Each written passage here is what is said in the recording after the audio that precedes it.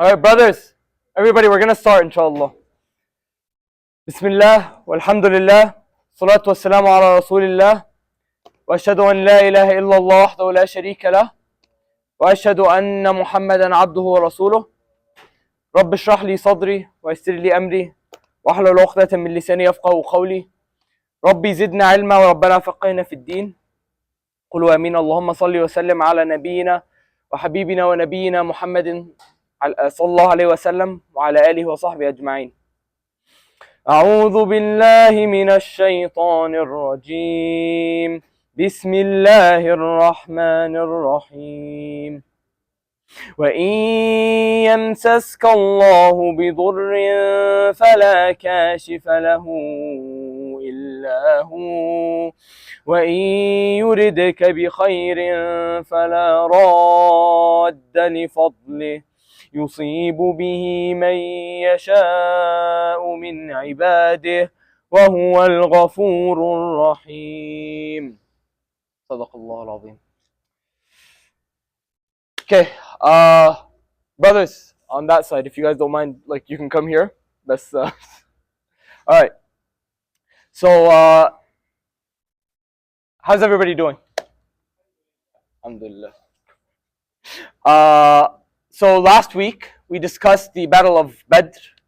We talked about Badr. We talked about the repercussions of Badr. We talked about how the Muslims had defeated Quraysh. But then we talked about how this anger, this anguish that existed within Quraysh manifested throughout the city. The people of Quraysh even told themselves that they wouldn't cry because they wanted to manifest their anger. They wanted to compose it within themselves so they can eventually find retribution against the Muslims. Now, I'm not going to lie to you, this episode or this halaqah specifically, it is standalone, but it's going to show you a side of this religion that you've probably never seen before. It's going to show you that everything that we've talked before we've talked about spirituality, we've talked about patience, but here you're going to notice that everything that we've done doesn't even compare to some of the stuff that the Sahaba have done. It doesn't even come close to what the Sahaba have done. And in a sense, we realize that when we look at some of the struggles that we go in our lives, we realize how minute it is to the challenges that the Sahaba went through. Now, as we mentioned, the people of Quraysh, the reason the Muslims were attacking them in the first place was to try and prevent them from trading. As we mentioned, they would try to trade with the people in the Levant, with the civilizations in the Levant. So the Muslims, what they would do is that they would try to ambush a lot of these caravans. And with Badr specifically, this was basically the breaking point where they realized that these caravans that they were attacking they were trying to attack one of their largest caravans. So people, the Quraysh had taken out an army so they can defend it, and they lost. And they realized that this is just going to keep on happening. So their plan was to basically just find a different trade route. And their idea was, instead of trading directly to the Levant in Syria and Palestine, they decided, let's just go directly to Iraq. It's longer, takes a longer time to get there, and it is going to slow our economy by a bit, but it's going to be better because the Muslims don't know about this trade route, or they don't know we're going to be using this trade route. And for the most part it worked, and the Muslims were confused as to why there weren't any caravans passing through the west. And as is with our favorite ally, alcohol, the Muslims, they decided one of their spies, one of their eyes around the area, he met up with one of the traders of Quraysh, he got him drunk, and eventually he also told them where the caravan would pass by. He told them when the caravan's coming, what's going to be in it, what Abu Sufyan has in it, and all that information. And in the battle of Al-Qarad, if I'm not mistaken, they eventually trapped this caravan. All the people left, and they left the caravan, and they gained all of the loot. So here Quraysh realized that this trade route had also been compromised. So at this point, they can't go through the north, they can't go through the northeast trade route. So they realized they just have to attack the Muslims again. They need to do what they did in Badr, but now they're ready. Now they're prepped with the idea that we know how these people fight, where we have that contentment from Badr, and they already wanted to get revenge. So all of that together prepared a battle that would eventually come and it would be probably close to Medina, close to those trade routes. And the Muslims knew this too. And they were already mentally prepared that there was going to be a new battle. Now, something to mention is that in Badr specifically, the Sahaba, a lot of them didn't go because, as mentioned, they didn't know that there was going to be a battle. They didn't know that this was going to be a major battle. And something that happened at the end of Badr was that the Prophet went to the companions who were there and he told them, "If'alu ma shi'tum qad ghafara Allahu lakum." Do whatever you please, Allah has forgiven you. And when we look at that, we realize that the Prophet doesn't say this on a whim. He means it. If these people did anything that they pleased, Allah would have forgiven them. But he said that because he knows who these people are. The people who fought in Badr aren't any companions. They're the companions who were willing to sacrifice their lives. And when it came to Uhud, or when it came to this upcoming battle that was going to happen, the Muslims, they knew that this was going to be something much more severe and much more intense. And they wanted the edge that they missed out in Badr. So a lot of them were hyped up. They wanted to finally fight the people in the army of Quraysh. So when they figured out that the Quraysh is now preparing an army, they started preparing their own army. And a lot of the advisors of the Prophet, they recommended that if they were to meet them, the best location to meet them is right in front of a mountain called the Mountain of Uhud. If you guys look, it's in Medina. If you guys go to the north of Medina, it's gonna be there, and it's just a massive mountain range, covering almost the entire west side of Medina, east side of Medina, sorry. And their plan was to have this mountain to their back. That way they can't be flanked, and essentially have the Quraysh to their front. And since they're always going to be advancing, they have the opportunity.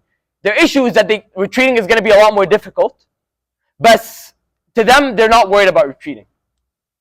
So they said, the plan is to meet them at Uhud, keep our mountain to the back, and fight them. And they discussed this, and the Prophet agreed. But before the battle, the Prophet had went to sleep, and he had a dream. And in it, he said, I have dreamt of there being slaughtered cows, and on the groove of my sword, and there was a groove at the point of my sword, and I had inserted myself into an immune armor. Now the Sahaba asked him, well, what does this mean? And when the Prophet came to explain this dream, he said that, keep in mind, dreams with the Prophets they come true. With Ibrahim, إِنِّي أَرَى فِي الْمَنَامِ أَنِّي أَذْبَحُكَ, I see in my dream that I'm slaughtering my son Ismail. And with Yusuf, سبع بقرات سمان, استغفر الله, 11 كوكبا والشمس والقمر رأيتهم لي ساجدين, that he saw the planets and the sun and the moon prostrating to him, and it came true with his parents and his brothers. So the dreams of prophets come true.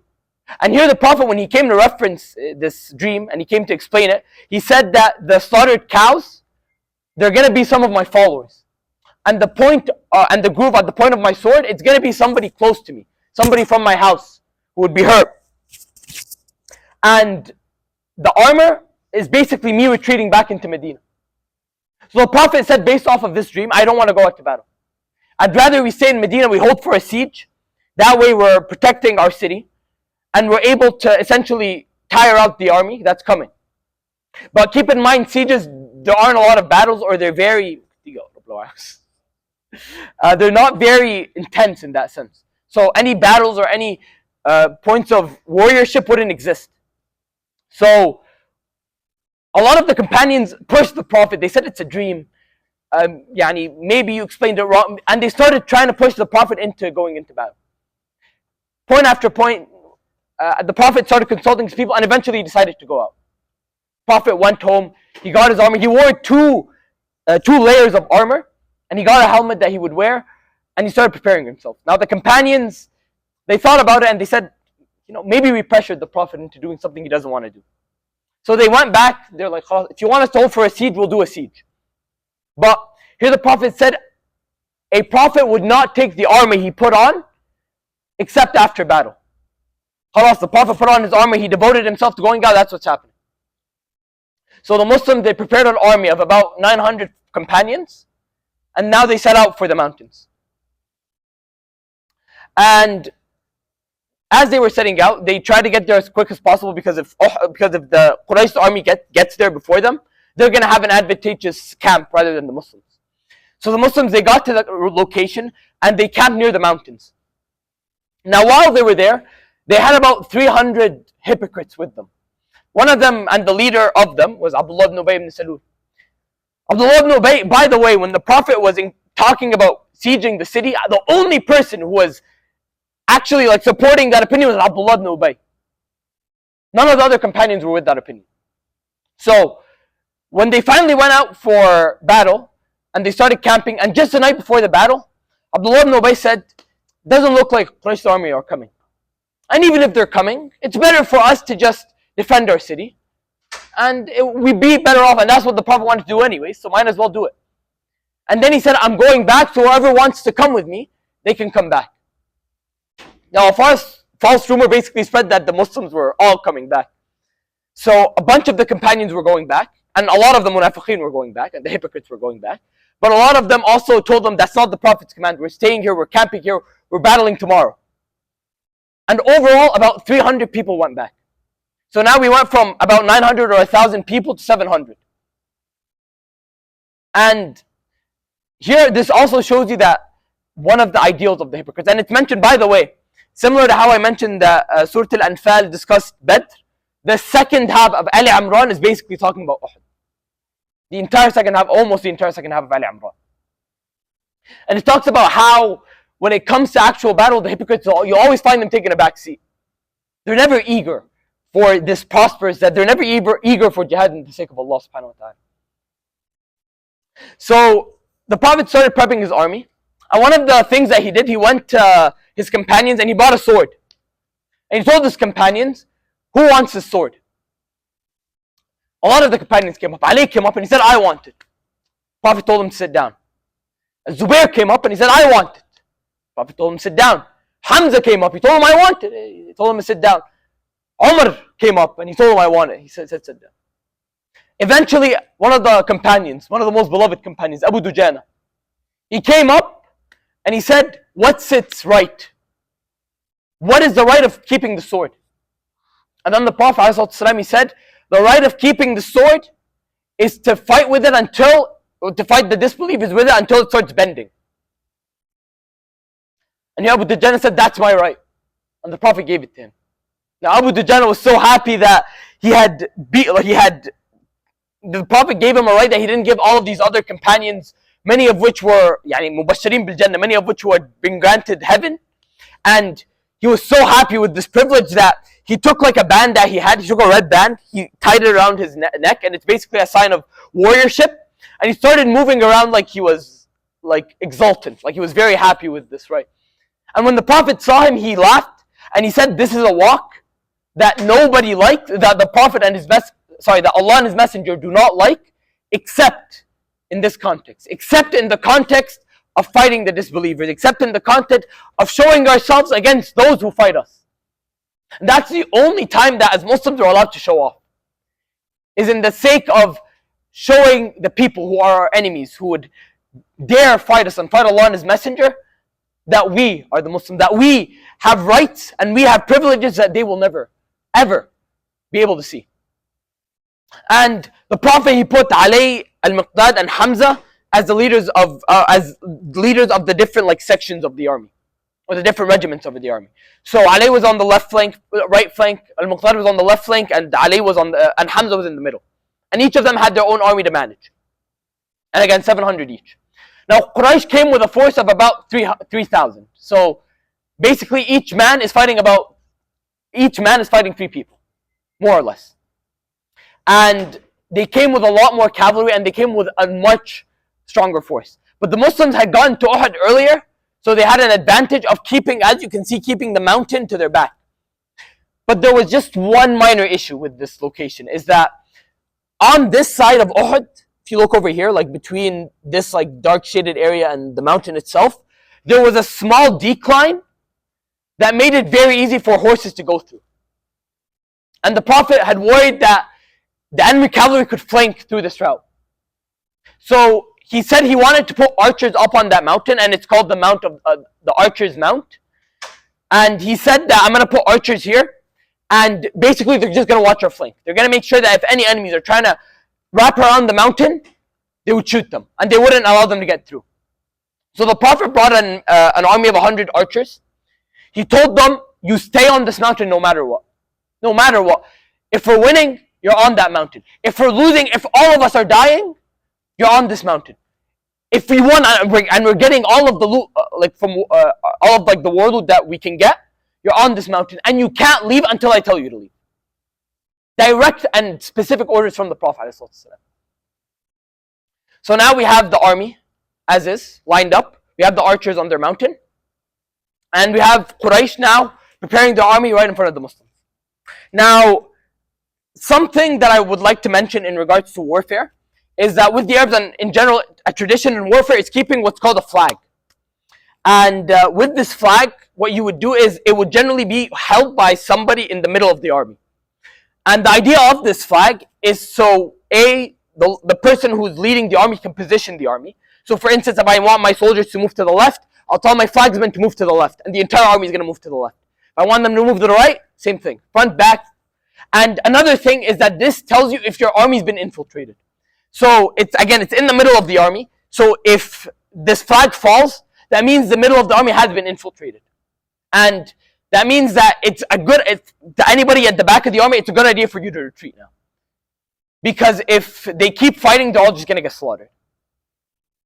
Now, one person who knew this and knew how to take advantage of this was Hamza. Now, keep in mind, in this example, Hamza didn't want they didn't have any pre-battle skirmishes. They immediately went into battle. And Hamza, the battle just started. Hamza took his army. Sorry, my voice is cracking a lot today. Hamza took his army and he took all of these men that were with him and they decided to directly go to the flag. They slammed through the center of the army and got to the flag bearer. And once they got to him, they killed him immediately. The battle just started and the enemy flag is down. Now the people on the right side and the left side of the Quraysh's army are they're confused. The battle just started. How is the flag down? And eventually another man picked it up. And then Hamza and his army, they got to this man and they started killing him again. And he killed him, so the flag fell down again.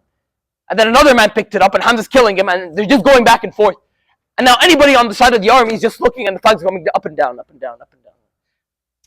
And they don't know what to do because again, the flag is what tells them what to do.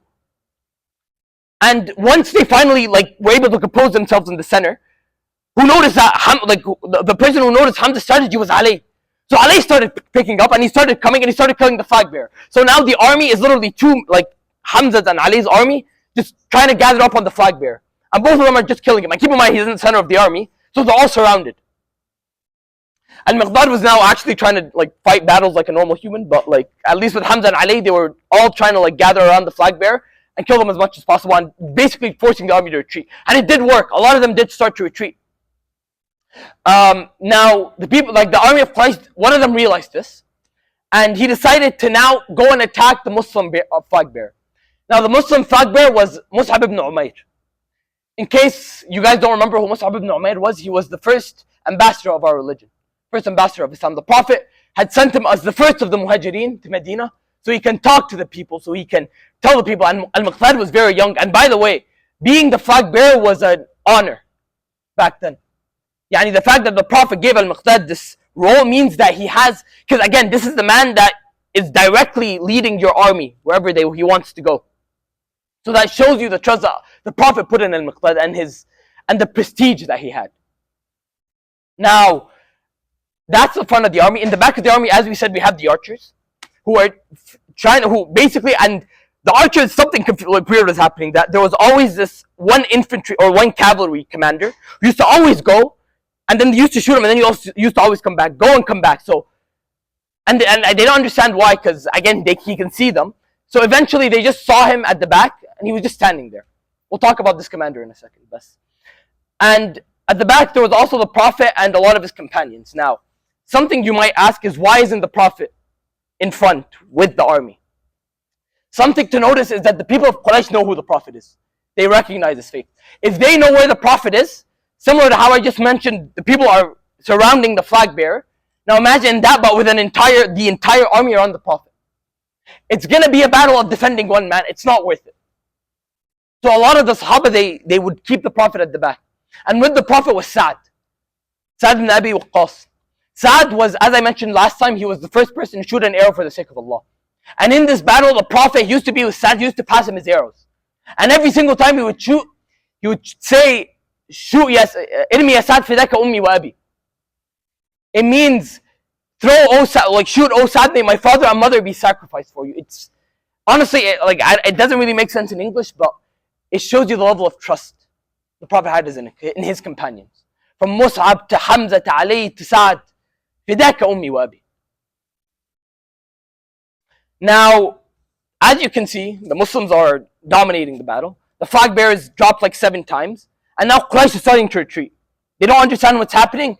And as far as they're concerned, the flag keeps going down. So that means at the very least, the center of the front of the army has been compromised. So a lot of them started to retreat. And the archers, based off of, so Quraysh started to retreat. And they started to retreat to their own camp. And they went even beyond that. They went even further back behind their camp. Now, once the Muslims reached the camp, khalas, like now you can gather the loot. The army's retreated. There's no point in continuing. So once the 100 archers saw this, they're like, khalas, the battle's done. And the battle's done, so there's no point in like staying here. Like they're gathering the loot. And at this point, the archers, they realized that they wanted the war loot. They wanted to gain they wanted to gain all of this wealth in this dunya that was in front of them, because if they were the last people there, they would gain the smallest cut, essentially. It's basically first come, first serve when it comes to these things. So many of them went down. And even their commander, who was Abdullah ibn Jubair, he saw them and he said, the Prophet told us to stay here, stay. And he's their commander. The battle's done. And almost all of them, except for 5 or 10, stayed on the mountain. Now, again, the battle's more or less done. Quraysh is defeated. Their armies, they're all retreated. Their flag bearers down. And the Muslims, they've gone to the front of the army. Or they've gone to the camp of the army. So it's done, right? This is where Quraysh pulled an ace out of their sleeve. Khalid ibn al-Walid. Khalid ibn al-Walid's his full name is Khalid ibn al-Walid ibn al-Mughira. Walid ibn al-Mughira, if you don't remember, was the most exultant man. He was the smartest man in all of Medina. In Mecca, He was the most intelligent man. He was a poet, he was a traveler, he was a tradesman. And Khalid ibn al-Walid was part of the clan of Bani al-Makhzumay. This is a tribe known for warfare in Medina. So, Khalid ibn al-Walid, not only was he a skilled warrior based off of his tribe, who had trained in his past, and he was so skilled to the point where he could dual wield swords, which was a rare ability for somebody to have back then, but he could also navigate horses with his legs. So, like, he was so tall that he could reach the floor with his legs. So if he wanted to navigate his horse, he'd just move his legs with him. And beyond that, he used to go on a lot of trading missions in the Levant, and in Yemen. So he interacted with a lot of colonies, with a lot of civilizations, and he learned about their battle tactics. He learned about their battle strategies. He was a very intelligent man when it came to war strategy, more or less. So he understood the Arab war strategy, which was fast-paced, small battles, clashes, and he understood the military strategies of the West, of the countries who had fought massive battles back, like whether it's the Roman Empire or the Sasanians or the Greeks. So when it came to the Battle of Uhud, and by the way, you might be asking, where was Khalid ibn al-Walid during the Battle of Badr? He was trading. He was in the Levant. He was on a trading mission. So he wasn't there for that battle. But now he's here for Uhud. And Khalid ibn al-Walid had 100 cavalry men with him. At the very beginning of the battle, he knew about that flank that we talked about. So he tried to go into it, but the archers saw him and they started shooting him. And he lost a few men, so he went back. He tried it again. It didn't work. He went back. So he just waited. And he kept his eyes on those archers. And once he saw them come down the mountain, Khalid ibn al-Walid took his men and he went above the mountain. Now, there were 10 archers, there were 5. But 5 against 100. They all died. And now Khalid ibn al-Walid is behind the army. At which point, many of these cavalrymen now descended the mountain from behind the Muslims, and this victory that we were talking about 5 seconds ago now turns into catastrophe. Khalid ibn al-Walid, his cavalrymen, they flanked the Muslims, and they started attacking the rear side. Now the allies at the rear saw this, and they started running towards the camp. And the Muslims at the camp saw people running towards them. Now to them, they've won. So there's no reason for people to be running towards them unless they're the enemy themselves. So what happened is that the Muslims are now running towards the camp, and there are Muslims at the camp seeing people running towards them, and they thought they were their enemies. So now the Muslims are fighting the Muslims. And one of the people who saw this, or one of the people who was at the camp, his name was Astaghfirullah. Sorry, my bad. Hudayfa ibn al-Awwam, if I'm not mistaken. Hudayfa ibn al-Awwam. Hudayfa, he was one of the people there, but he saw his father. So he knew this was the Muslims, but everybody around him didn't. And his father was at the very front, so he saw him, and he saw them fighting with each other. He's like, that's my dad. Ya akhi, that's my dad. Why are you fighting him? And he's watching, and he can't do anything because it's two armies clashing with each other. And eventually his father died. Right in front of his eyes. And even later on, he said, like, to the man who killed him, who didn't know, he said, may Allah forgive him. He killed his father. Yeah, mind the fact that he knew it was an accident, but for a man to just watch his father die in front of him, without anything in his control, it's heartbreaking. And then, beyond that, the fact that you just forgive the person who did that, you're always just going to have something in your heart, but that's not the Sahaba. And while the Muslims were fighting each other, during all of this confusion, the armies of Ali and Hamza, they went to see what's happening. And keep in mind, Hamza was at the center, near the center of the army, so he was surrounded by people. At which point, Hamza was now open and exposed. And here somebody came out of a bush. Let's go back about a few months back. In Mecca, there was a slave, his name is Al-Wahshi. And he was an Abyssinian slave, and he was very skilled in using a spear. He could slam a spear through the smallest strings. And one of the people of Quraysh, Jubair ibn Mu'tim, a lot of his family had died in Badr. And they died under the hands of Hamza. So when he saw Al-Wahshi, and he saw how skilled he was, he went to him, and he said, I'll offer you your full freedom if you kill Hamza. So Al-Wahshi, hearing this and wanting his freedom, he grabbed his spear, and in the battle of Uhud, when the battle finally started, he went back. He went behind all of the armies. And he found a bush and he just hid in it. And the entire time his eyes are locked on Hamza. But Hamza is surrounded by people, and there's not much that he can do. But once this disruption happened, and he was open, it was at this point that he saw his opening. He came up, took a spear, and with fierce precision, he got Hamza ibn Abdul Muttalib through his back, out of his chest. Now Hamza, seeing the spear coming out, he looked behind him, he saw Al-Wahshi, he took his sword and he rushed towards him. And Al-Wahshi even said, I almost saw death. But just as he got to Al-Wahshi, Hamza fell and he was dead. At which point, Wahshi pulled out his spear and left because his mission was done. And last time I mentioned Hamza was called the Lion of Allah, Asadullah. But here we see his second name, Sayyid al-Shuhada, the minister of martyrs, the best martyr to ever exist in our religion. Hamza radiallahu anhu. May Allah have mercy on him, inshallah. And something to mention here, and I just want this to be known, a lot of the people that I talked about, especially the people in Quraysh, you might find contentment towards them, you might want to even curse them at some points, but I do want to mention that, we'll talk about this later, but a lot of them did eventually convert. So it's not proper for any Muslim, because I've seen a lot of people do this, but any name mentioned today, I don't recommend you curse them out or you say anything about them, because some of them did eventually convert, and some of them are some of our greatest Sahaba, just for your information.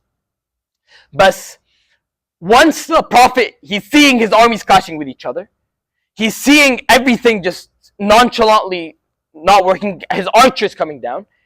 At this point, the Prophet screamed out. He said, Ya ibadallah, ana nabiyullah. Essentially telling them to gather like near the Prophet. He told them to gather to me because and I'm the Prophet. So at this point, all of the companions, they turned back, and at this point now they realize that they're actually allies, they're not enemies, and they look towards the Prophet. But this was a mistake because, yes, the companions, the Muslim army now knew where the Prophet was, but so does Quraysh. So did the cavalrymen that were with the Khalid ibn al-Walid. And at this point, the Prophet now was under attack. The Prophet ﷺ, in this area, I'm not going to go into the story, but just know that there were a lot of potholes that were dug up by somebody who had contentment towards the Prophet in this area. So, at this point, about 10 or 12 men of Quraysh started gathering and they started attacking the Prophet under the intention to kill him, obviously. And the Prophet initially, with all of this rustle, there weren't a lot of companions around him. And near the beginning, he was defending siege after siege, and the main people who were with him was Ali, and as Ali had came back. Sorry, no, Ali came back later.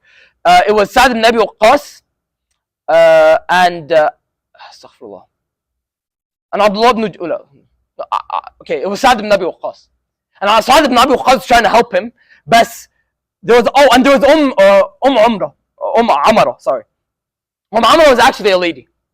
And generally in these battles, in any battle, the Prophet, he would always keep female companions with him in case they needed to nurse anybody, ensure that a lot of the smaller logistical elements of war would go smoothly.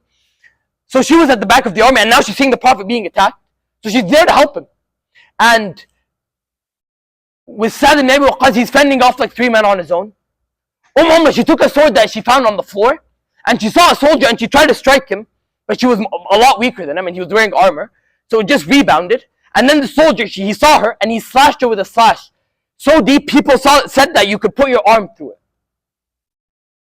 But again, this is the Prophet, so she went and she was trying to defend him in any way that she could.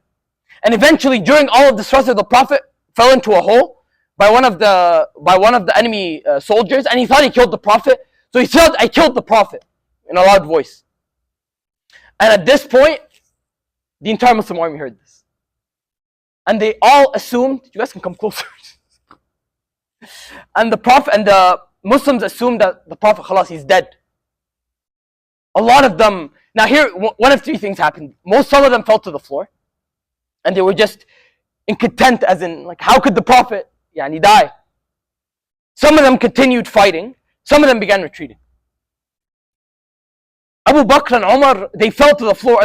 Umar and Sa'd ibn Mu'adh, they fell to the floor and they were astonished. How? And how is the Prophet dead? And Anas ibn Nadir, he came and he asked him, he's like, "What's wrong?" He said, "The Prophet's dead."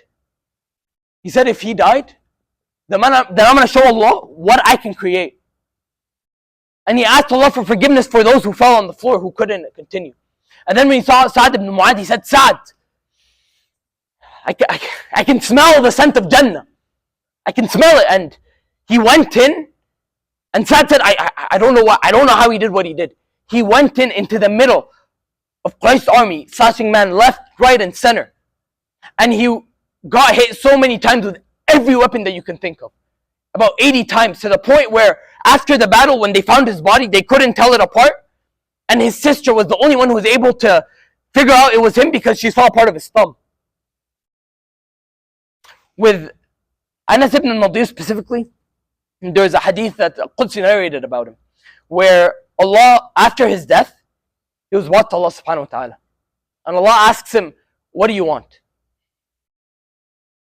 He's a martyr. And he died in such a unique and special way. He asked him, "What do you want?"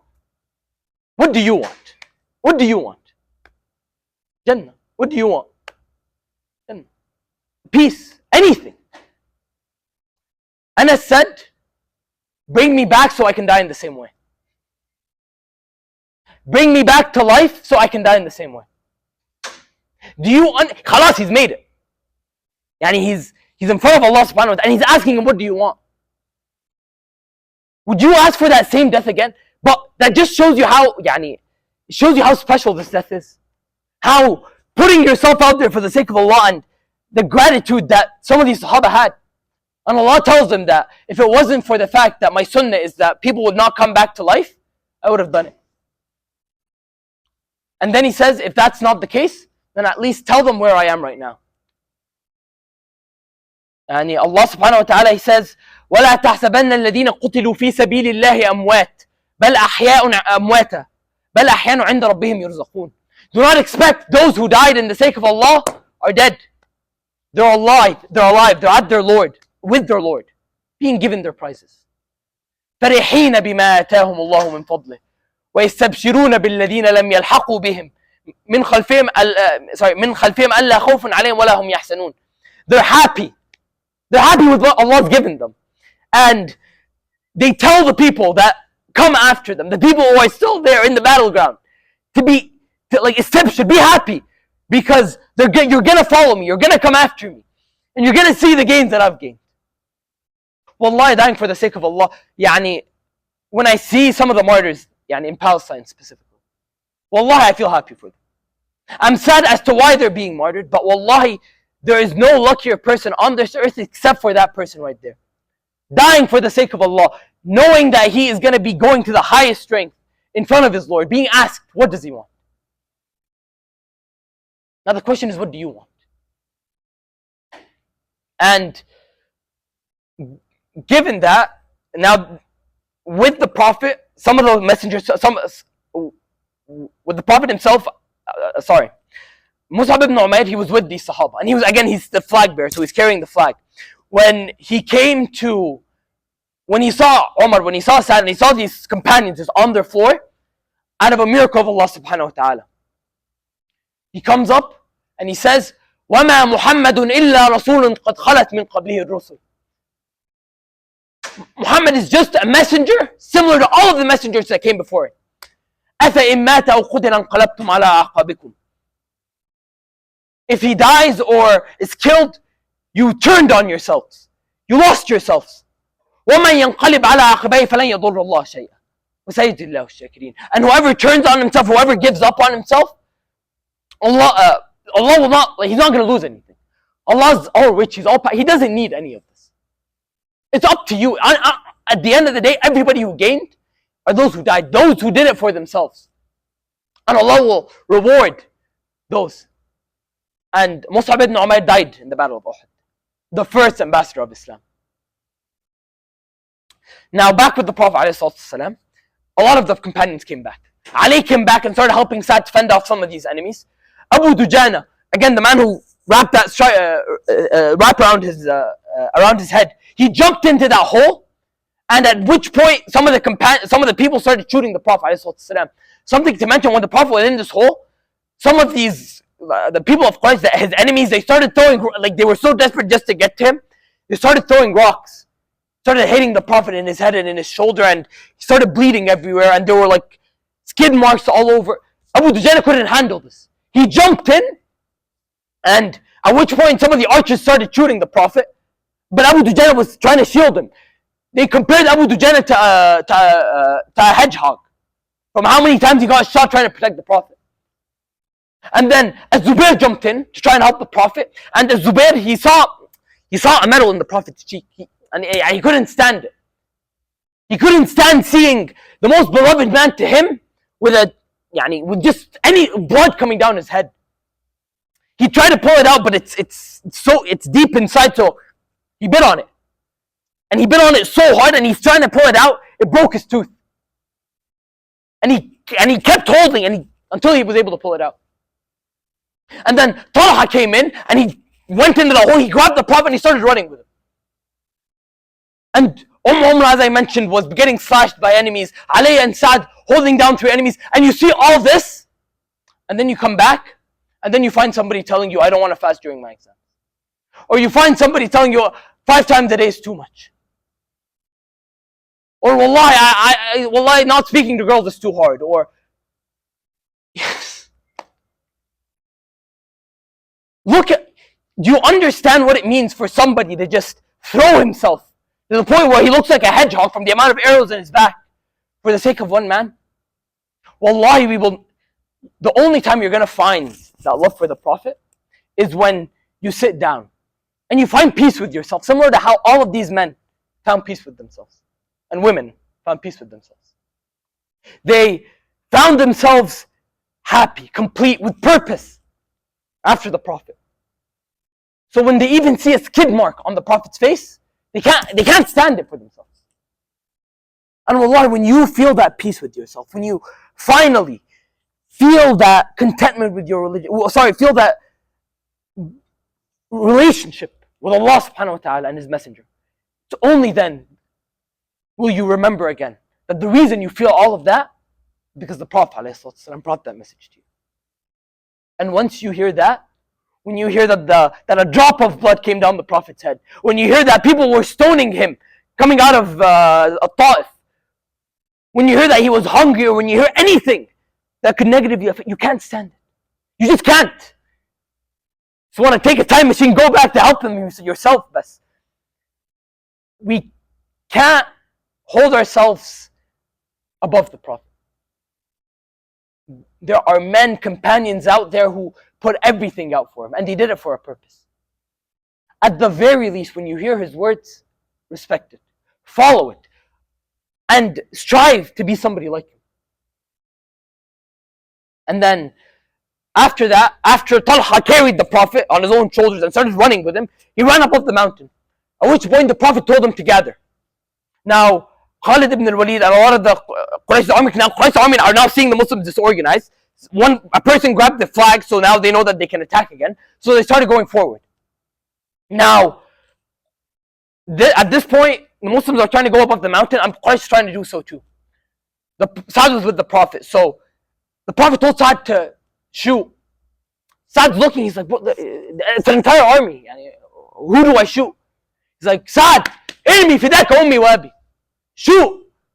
May my mother and father be sacrificed for your sake. At this point, Sa'd, he felt the trust of the Prophet on his shoulders. He took an arrow, he shot, he killed a man. He took another arrow, he shot, he killed another man. He got another, and these are all men trying to climb the mountain. He took an arrow, at this point, Khalid ibn al-Walid realized, okay, this guy doesn't miss. Around the third, fourth arrow, he's like, khalas, he brought his army back.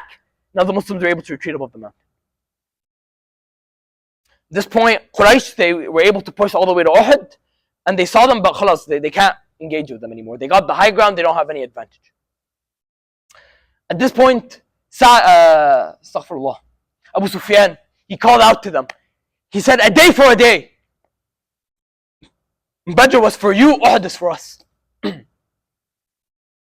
And then, here, Abu Sufyan, he said, Al-Uzza. Al-Uzza was one of their idols. And it means like honor, or like, honor. He said, Al-Uzza is ours, but you have no Izzah, or Uzza. And then, at this point, Umar ibn al-Khattab got fired up. And again, like the Prophet, he didn't know what to say because the Prophet was telling them to stay quiet. But Umar was getting fired up. And then he said, today is the day of revenge for the day of Badr. This is for what? Sorry, let me just read it. This is for that war is attended with alternate success. At which point Umar replied, when he heard the word success, he says, قَتْلَانَا فِي الْجَنَّةِ قَتْلَاكُمْ فِي النَّارِ. Our dead are in paradise and your dead are in hell. And here Abu Sufyan heard Umar, and he knew it was Umar. So he's trying to be exultant with him. And he told him that, I ask Allah that we would, go and see what the matter is, so that he went, Abu Sufyan asked him, I ask you by Allah's name to tell me the truth, have we killed Muhammad? And here he didn't want him to tell him, the Prophet didn't want him to expose anything. But Umar was so fired up, he said, no, the Prophet is with us, and he's not dead, and we're coming back for you.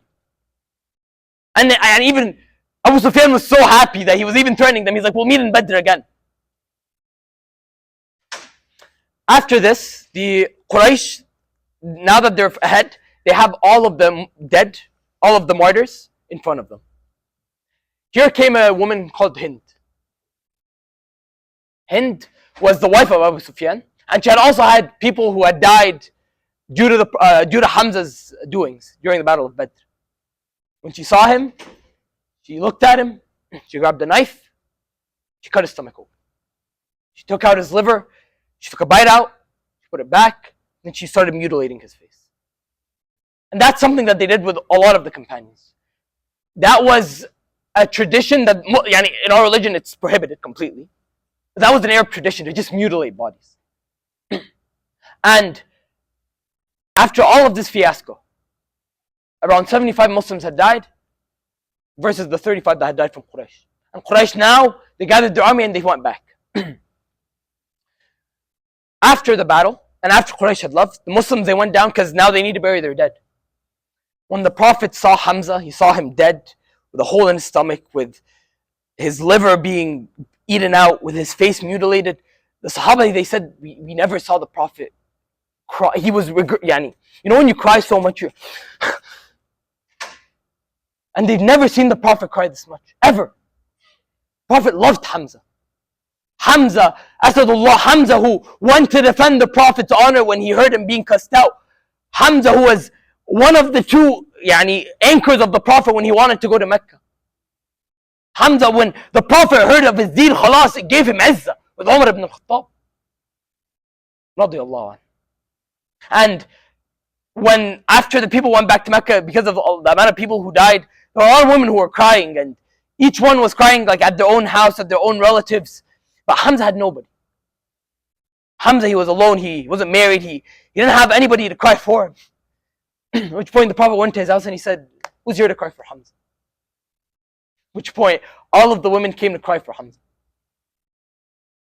And the Muslims, they came back and started reflecting. Why did this happen? Were the people fighting for the sake of Allah and His Messenger? But in the Muslims' own fame and in their own happiness of victory and in their own trust in Allah subhanahu wa ta'ala, they began to be a bit exalted. They saw it in themselves. They wanted what existed of this dunya, because winning wars means gaining loot. And at some point, especially with the archers, they didn't want that ajr. They didn't want to fight for that. They wanted that loot. And that's what brought it down at the end of the day. The companions had defied the Prophet. They had defied him when he didn't want to go out to battle. They had defied him when the archers had went down the mountain. They had defied him when they decided to mainly focus on gathering loot than defeating this army.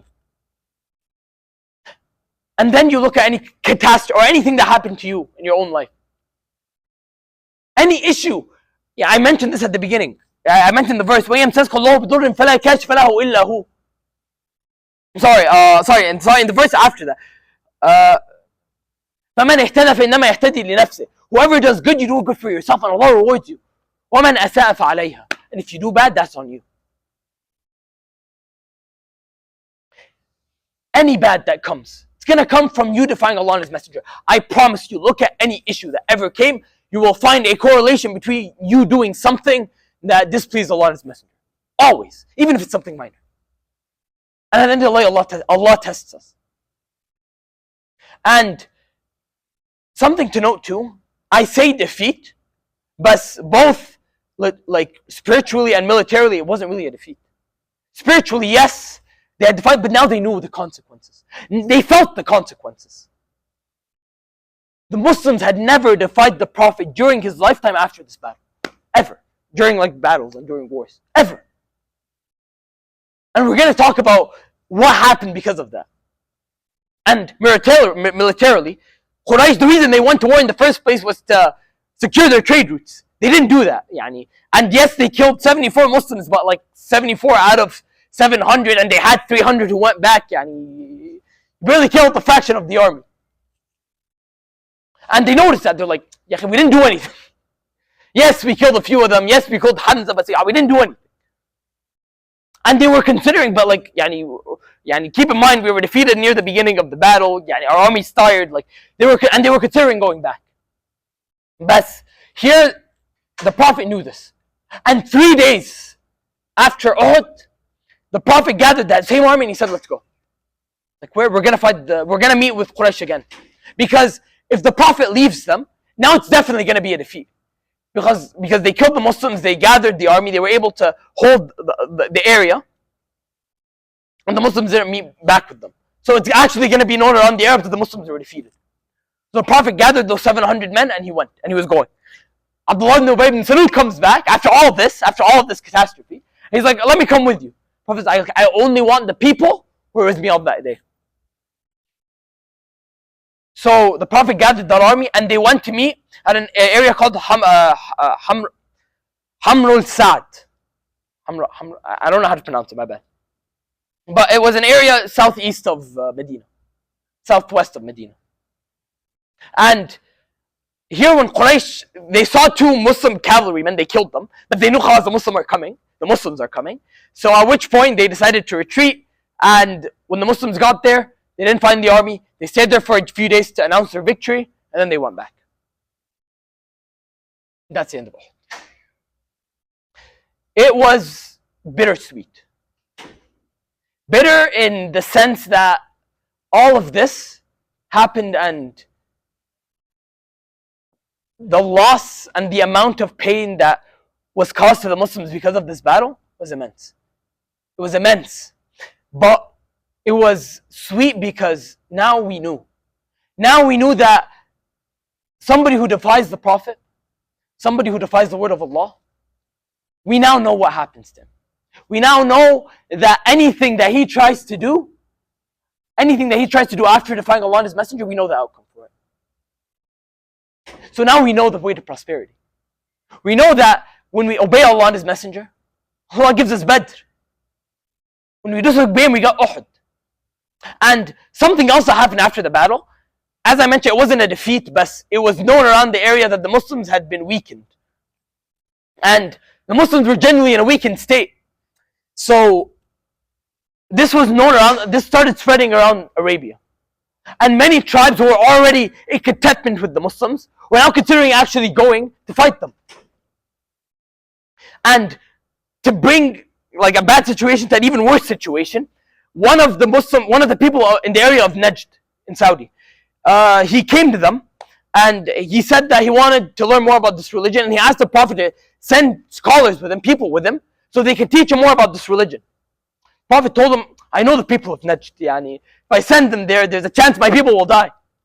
He said, no, I'll give them protection. He said, okay, I'll give you 70 of my best men, 70 of my qurra, people who had memorized and had learned and were taught under the Prophet's own hands. And these men, under the assumption that they're being protected, they didn't have any weapons, they didn't have anything, and they went to this area, and they got to a place called the Well of Mu'ad. The Well of Ma'una, And at this well, they decided to camp, and they decided to wait until and they were just sleeping for like the next day. Sorry.